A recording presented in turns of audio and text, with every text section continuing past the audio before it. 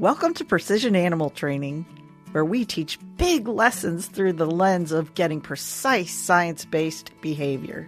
I'm Kier like your ear, Kirsten, crawl like a baby Kraljevic, animal trainer, behavior nerd, and your host.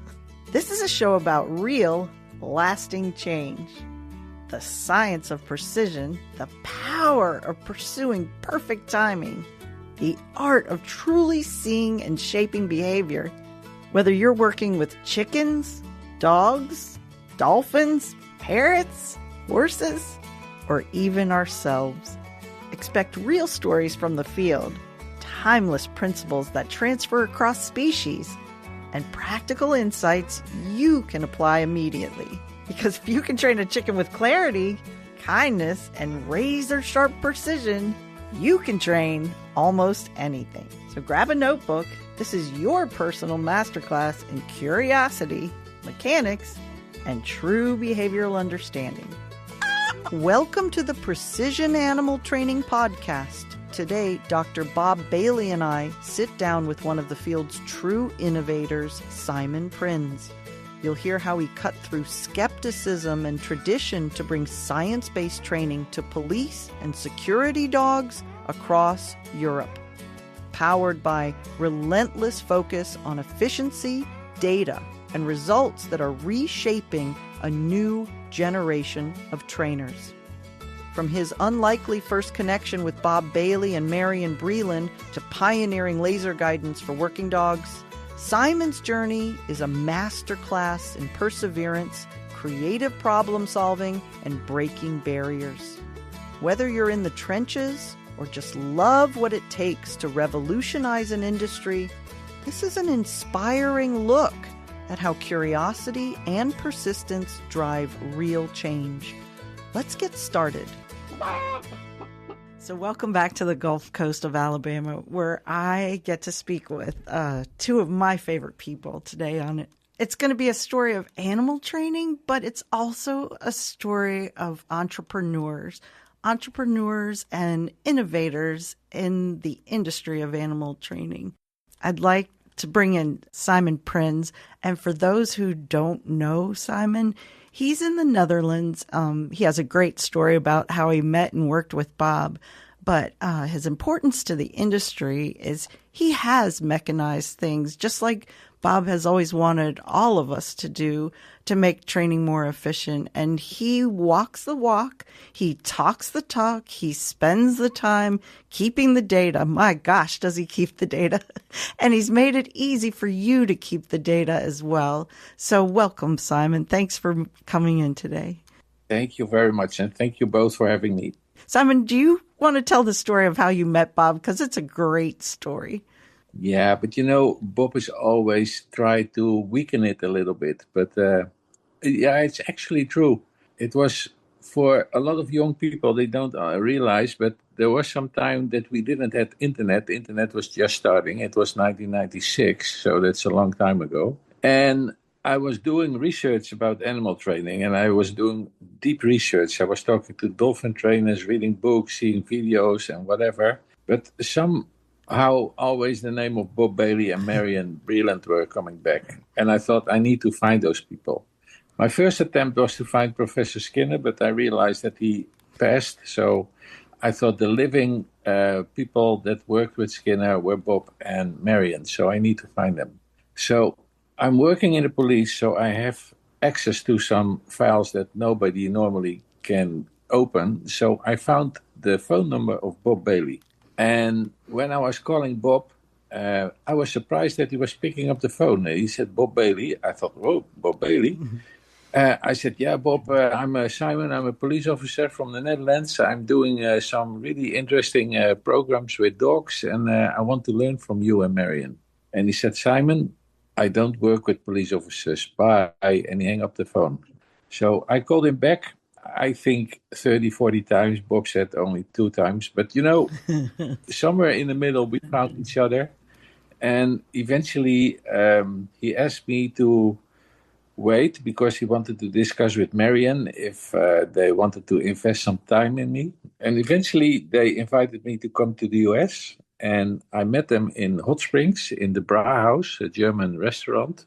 And Bob and Marion were there dressed in lederhosen, and we were eating schnitzels, typically German, drinking German beer. And they told me if we like this conversation, we might do something more together in the future. If we don't like this conversation, we say goodbye this evening and good luck with it.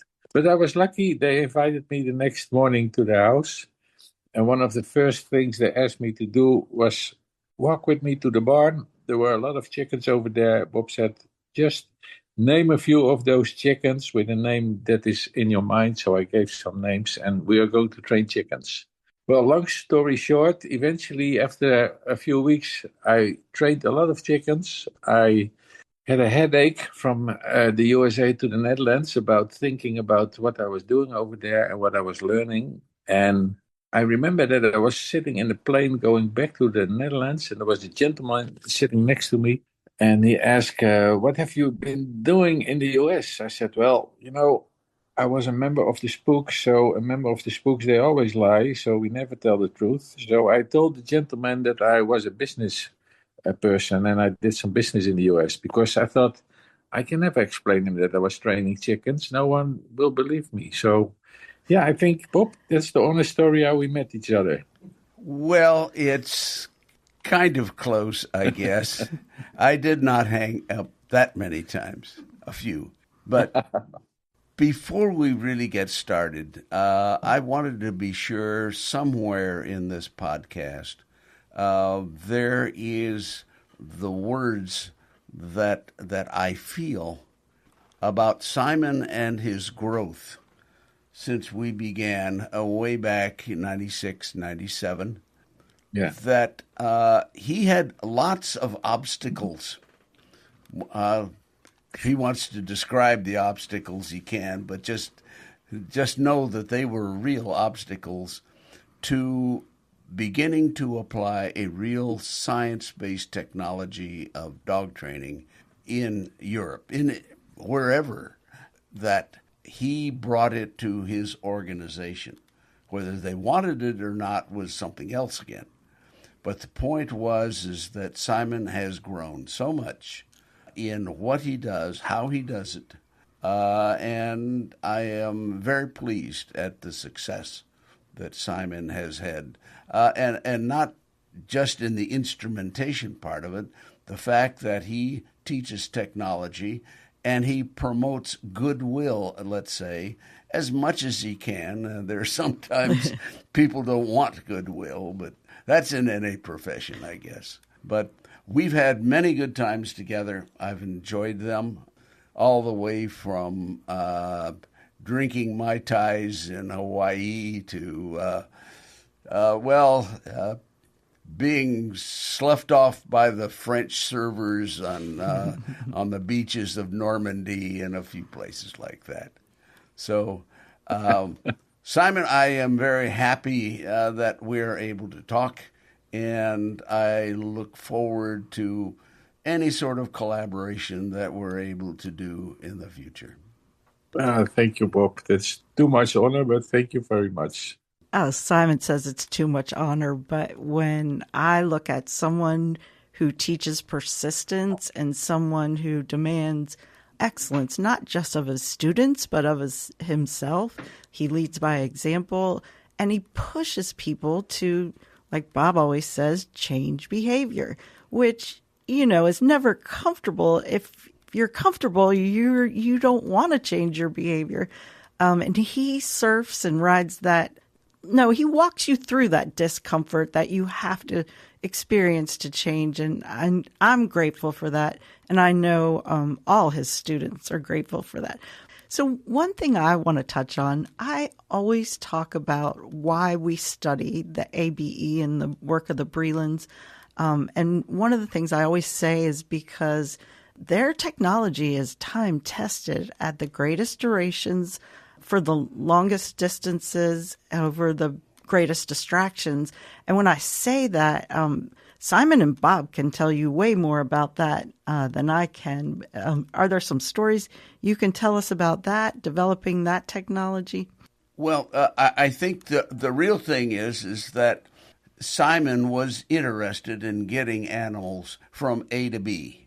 And that's time immemorial. That has been something that dog people have wanted to do, is to get dogs from A to B. And for different reasons, and many of which we can't really discuss. Sure, I understand. But Simon was interested in such things as laser guidance and other types of guidance. So that our research before indicated a system that might be of use. And so at first it wasn't any great distance. It was inside of a horse arena. And Simon, would you like to continue on from there with what you were doing in the horse arena? Yeah, I know we had many discussions in that time about terminal maneuvers, and I thought the terminal maneuvers are really difficult. So what does the animal need to do at the end? So you send the animal to a specific spot somewhere, 200, 300 meters away in the middle of the night in places where you have never been before, so you couldn't train there before. And then the animal needs to do something there, as we call it, the terminal maneuver. Pick something up, play something, push something, look somewhere or whatever. And Bob told me, Simon, the terminal maneuvers are not difficult. The most difficult part is the guidance. How do you get the animal there in a reliable way? And, you know, there was actually a really interesting part of this story. That was the first time that I was sitting with Bob in his garden by the lake, and I had my commander with me, and I just discovered in Holland how we could give dogs directionals by using lasers. And in that time, lasers were expensive, $20,000, and we had to build everything ourselves: the lenses, the batteries, the wires, the housing, everything. Now you can buy them for $2 at Walmart, but in that time it was really expensive. And we discovered how to do it. We started with red and with green, and we found out the best way how to train a dog to go to a laser. And I was sitting with my commander there in his garden, and I told my commander in Dutch, so he couldn't understand me.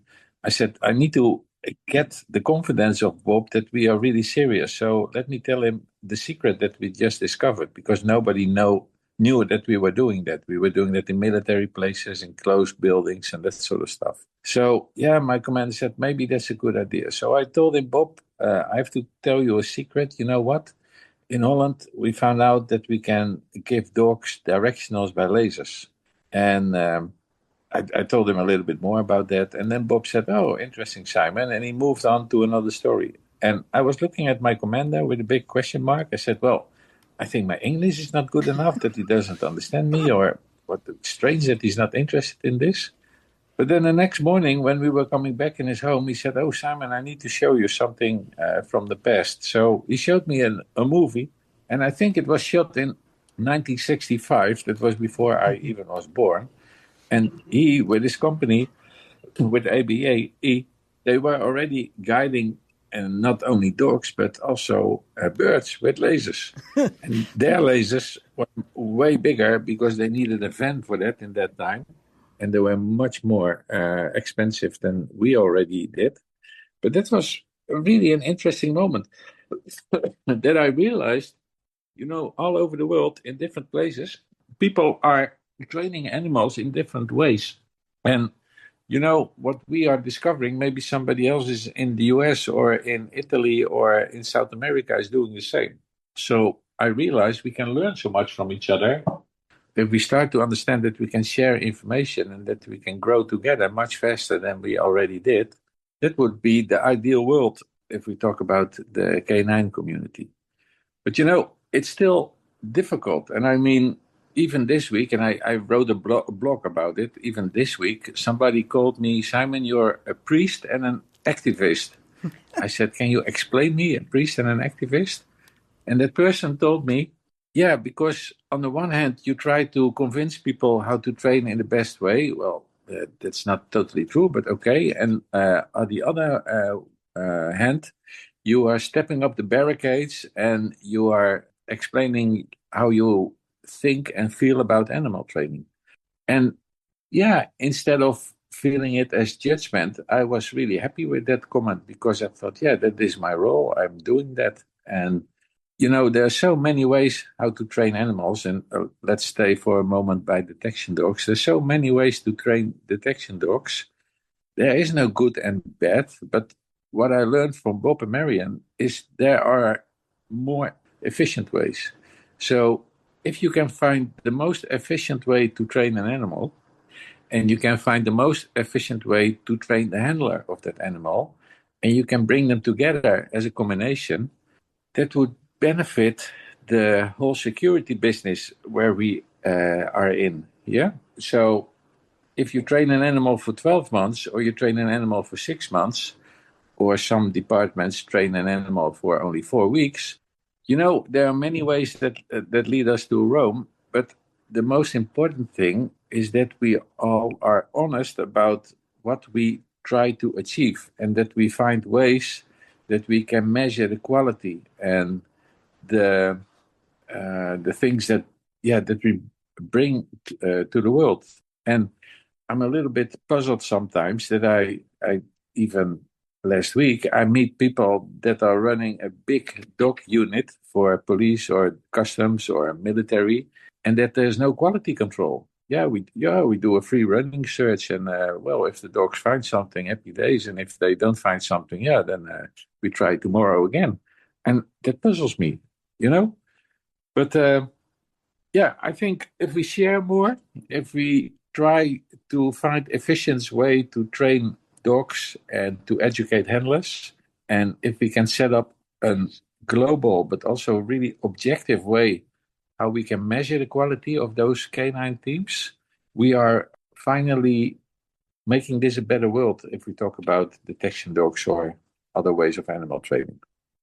And what I like so much from Bob and Marion, there was no ego involved, not at all. They told me, Simon, we tried it in this way, we tried it in that way, we tried it in another way, and eventually, not only we, but with the whole team around us, we found the most efficient way how to train that. And if we were busy with that most efficient way that we found, and someone was stepping in after a few months and told us maybe we can speed it up or make it better or more reliable by changing the way we train now, and they had a discussion together and everybody was convinced, okay, this is probably a better way, they were changing the whole philosophy in the company. And that's great. And, Bob always told me the worst thing a trainer can do is not able to change his behavior. And there are trainers that cannot change behavior, and there are trainers that don't want to change behavior. Well, if you have somebody that don't want to change behavior, then it's a dead end. You cannot do anything about it. But if you have somebody that want to change the behavior, then you can put a lot of energy and time in that sort of persons, because eventually they can step up. And I know when I met Bob, I wanted to change behavior. I was not able to change behavior because I was stuck in beliefs, in the things that people told me for many years here in the police and in the hunting world. This is how we do it, and that's it. But I wanted to change behavior. But I remember, I think it took me 3 years before I could really start to change my behavior. That I could get rid of a lot of punishment, that I started to do more positive reinforcement, and that I started to see that if you share knowledge, if you help each other, you can grow much faster together. And there is no positive world, there's no punishment world, there's no balanced world, there's whatever. I think we use all ingredients that Thorndike, Skinner, Pavlov, Watson, that those pioneers explain us. And I don't like to waste my time in defending or attacking people about this is how you do it.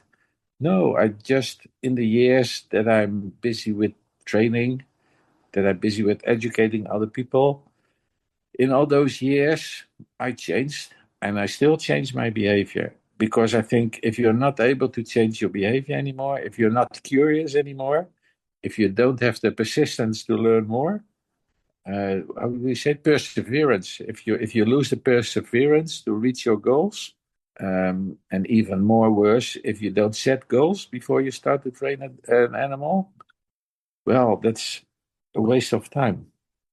Yeah, and yes, I made a joke many times that I say to Bob, "Yeah, Bob, you're old. I'm young." So when Bob said, "Time is precious, Simon," Then I made that joke. I remember that many times, Bob, when we were training together.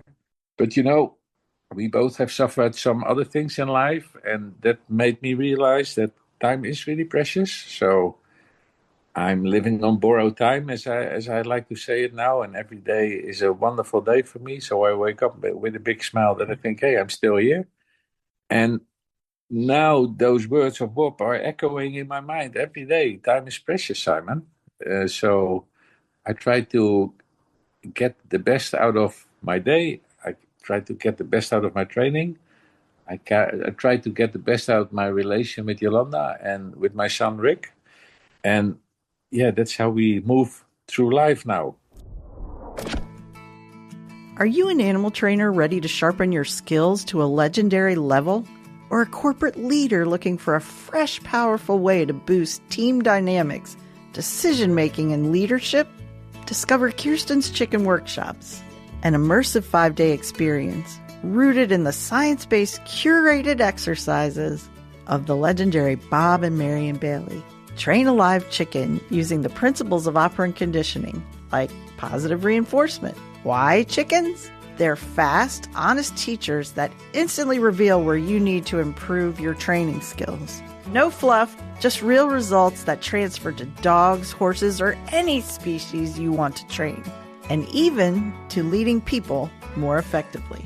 Trainers call it life-changing. Dr. Bob Bailey himself endorses it as the ultimate mechanical skill builder. So visit Kirsten'sChickenWorkshops.com right now and sign up for the wait list. Spots fill fast. Train a chicken, change the way you train and lead forever. Head to Kirsten'sChickenWorkshops.com today. Simon, I remember our first project, if you want to call it a project, and that was you're having to bring your chiefs and some trainers to America, to Hot Springs, and train chickens. And I was always amazed at how you were able to convince people to do that in such a short time. I was very impressed with how you were able to influence your colleagues to come all the way to America to train chickens. Well, what is on the posters that I have from you, it's belief. So you always talk about belief. So if you don't believe in anything, you cannot convince others. But if you believe in something, you can convince others. Now, the two things, belief and follow the money. Yeah, that's also true. You need to have money to be. Anyway, it was so much fun, your coming over and working with all of your people here in Hot Springs. And to me, I think that marked a point where I told Marion at the time that I think this is a person who can really do the job, and the job meaning spreading technology and being convincing and persevering. And you said perseverance. Well, I already could tell that you were persevering in making this whole program move forward, all the way to the point of renting an entire hotel across the bay from us, which I thought was really, really neat. Those few people in that big hotel. Anyway, it was that started, I think, really the relationship where we appreciated your tenacity and your forward vision. Thank you. Yeah, I promised Marion before she passed away, I would keep spreading the technology. I would keep the technology alive. And it was a struggle sometimes. It still is a struggle because especially the dog world is full with beliefs and egos and financial issues. But yeah, I think if you keep spreading the word, if you keep planting seeds, eventually things will grow around us. And I see that. I see a lot of people that I met years ago, and they were reluctant to listen, to do something else. And I see them now stepping out of the comfort zone. They do other things, they try other things. And it's wonderful to see. And I remember, and you remember also, Bob, when we started the work, then we used the Malinois, the typical Dutch police dog. And I told everybody I cannot use Malinois because everybody knows that I'm from the police then, if you work as a spook with an animal on the streets. So we started to work with all sort of hunting breeds and other dogs. And I know that almost all police trainers were laughing about me because I was an idiot, because the only good dog was a Malinois. Well, sometimes a German Shepherd, but the working dog was the Malinois, and for the rest, everything was rubbish. If I see now, we are 30 years later in time, I think probably the half of them is hunting breeds now. So things are changing. And yeah, I think people are getting more education now when they're coming in, and they start to read books, and they are more interested in the technology from when we started. And yeah, that's okay. I'm happy that I see that change. But yeah, change is going slow. I was calculating, Bob, that was funny. I was calculating when the Brelands, they used clickers at the end of the Second World War. And it took around, I was calculating in time, it took around 50 years, 55 years before people like Cameron Pryor brought the technology in a more wider way. So it took 50 years before people were embracing, is that a good word, embracing, before they say, hey, this technology works.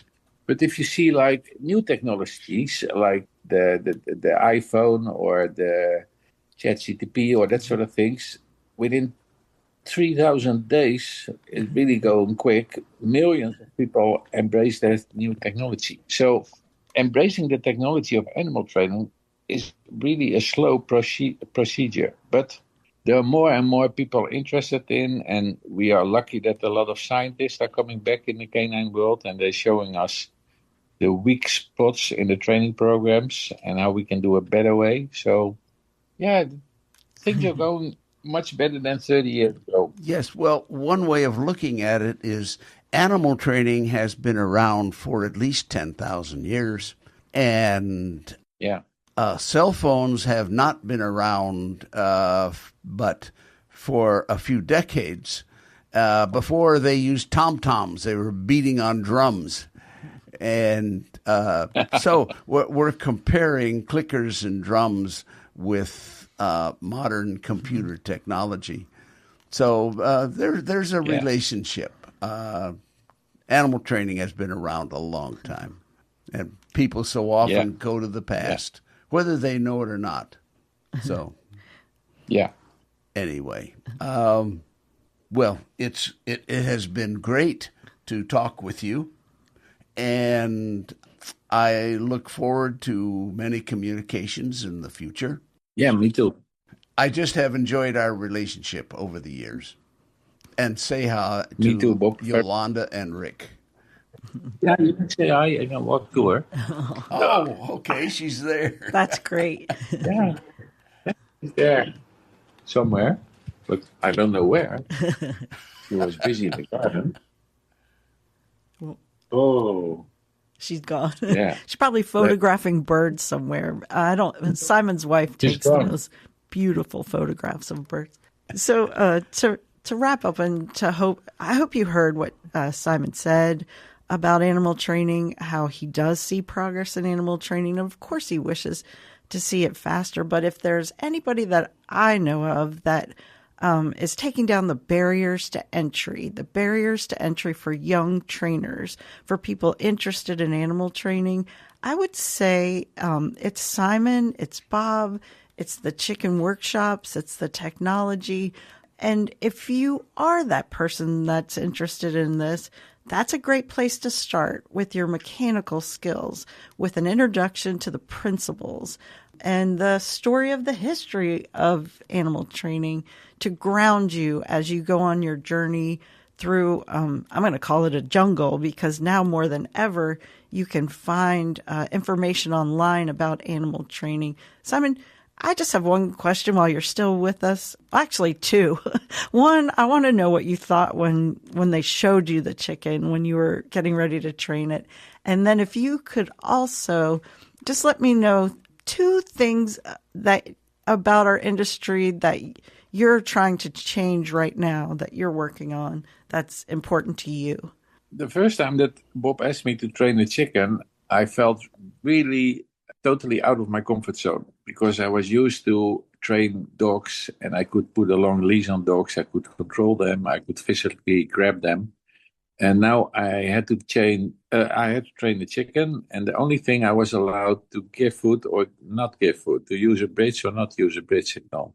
And he was really demanding. So he told me what I needed to do. In the evening, I was trying to write a training program. Next morning, I was coming back. I had to train the chicken. Marion was sitting next to me on the table, and when the thumb was up, then I met the criteria, but often the thumb was down, so I didn't met criteria and I had to start all over again. So that was really demanding, but it was also really an eye-opener because I started to see the power of bridge signals and I started to see the power of operant conditioning, how I could change behavior without the use of severe punishment or whatever. And I was not allowed to grab the chicken, to strangle the chicken, to put a leash on the chicken, to put an e-collar on the chicken. No, this was all not allowed. But I still was able to change behavior. So that was such a great eye-opener. And, since then, and I tried many times the police to make all the other trainers interested in chicken training. And then I also were explaining people, this is not chicken training, this is learning about operant conditioning. So you learn something in the theoretical lessons and right away you switch to hands-on. So what's in your mind, what you just learned, you have to bring what's in your mind into your hands, into your mechanical skills. And that combination of theoretical lessons and actually doing something with animals right away, that was so powerful. And I saw a lot of people after that, they were copying some kind of the work that Bob and Marion were doing. But, it turned out to be one laughing moment that people were chasing chickens or chickens were chasing the ball with food. But there was nothing about really understanding the mechanics of training and to understand the theoretical lessons. So I'm glad that you are picking this up, that you explain people in theory what animal training is, and then at the same time you use chickens to help people to understand, okay, what's in my mind, now I have to bring that into my hands. There are so many dog experts out there with high degrees of animal training, but they have never seen an animal close. All the lessons in their head is from the books or from the internet, but they have never touched an animal. They have never tried to change behavior of an animal. And that was something that Bob told me, Simon, use garbage can science. So if you have a good idea, and I have a strange mind, I wake up in the middle of the night with a good idea, then I have to write it down. Otherwise, Yolanda get mad at me that I'm putting on the light. So I write it down quickly and I try to sleep again. But then the next day, I'm going to make that with really simple materials. So duct tape and some tie wraps and some wood or whatever. And I try to see if that idea that's in my mind, that's popping up in my mind, if that's working. And if it's working, then I make it better. I invest more time, I invest more money, more good materials. But often it was not working at all. And that's sometimes that worries me a little bit about people with high degrees of animal training that never have seen an animal very close or never were in the process of really changing behaviors. It's nice that in theory you understand how to do it, but if you have never done it, you really don't know what you're talking about. So I love those people, don't get me wrong, but my idea would be train animals, go into the real world to step into it. Hey, there she is. Change behavior and train animals. So 2 things, Simon. I asked, what are the 2 biggest challenges you think of in our industry right now? And then the last one, we mentioned your blog. So I'm going to get you to mention your blog before we sign off. Let me be careful with my words, how to phrase this. I still see that police, customs, also military, they try to not share information with others. And maybe I'm not using the right words, but what I mean, if you're working in the police as a trainer and you're not sharing the information with the security companies around you, then I think that's a waste of what we try to achieve. You know, when my son was little, and let's give an example that he would disappear in the forest over here, and I call the police because my son is gone, then there are one or two police officers with the dog coming and nothing else.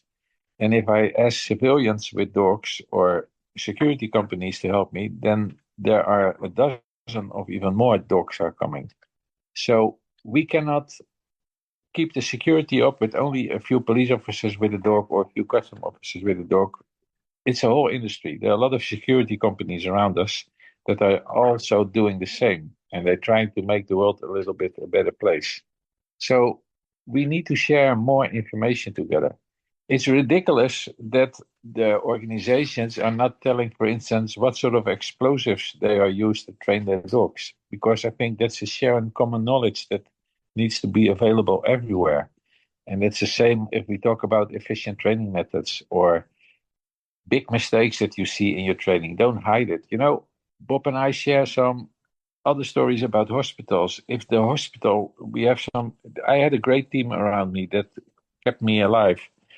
But also, they are humans, so mistakes are always there. But the wonderful thing in that team was if there was a mistake, they were talking about it. Hey, one of us made a mistake. This happens. What can we learn from that? And they were really open about it, not only to me, but also to their colleagues, also in other hospitals.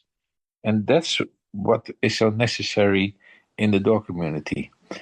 And the other part that I see, the big problem, is that people are only interested in money. And, you know, Bob was telling me, Simon, follow the money. And follow the money means if you are in an organization and you want to achieve things, you cannot just yell, hey, I have a good idea, I have a good idea. You need to find the people that are having the money to make that sort of ideas come true, that they need to invest in your ideas. So you need to follow the money in that way. But I see in the dog community at the moment so many people that are only interested in money. They are not interested in making the dog world a little bit better.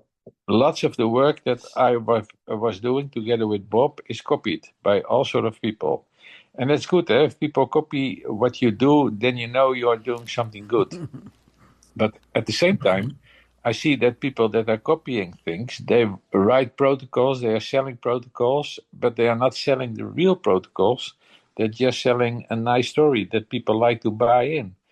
And yeah, that puzzles me a little bit. It's okay. You know, everybody has a mortgage and everybody needs to earn money to make a living. So that's all okay. But if you tell people everything they want to hear, even that you know it's not true, but you know, if I tell this, somebody else is not telling it, so I will get a lot of money. Yeah, I don't like that part. Yeah. Well, thank you, Simon.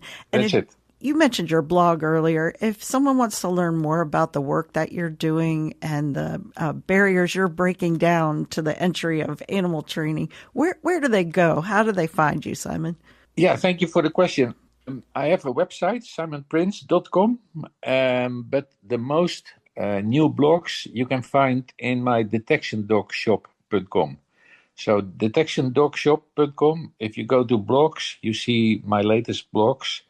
And yeah, be prepared. They ruffle some feathers here and there, but That's I think a lot of people will. Is it in English as well as Dutch? Yeah, all in English.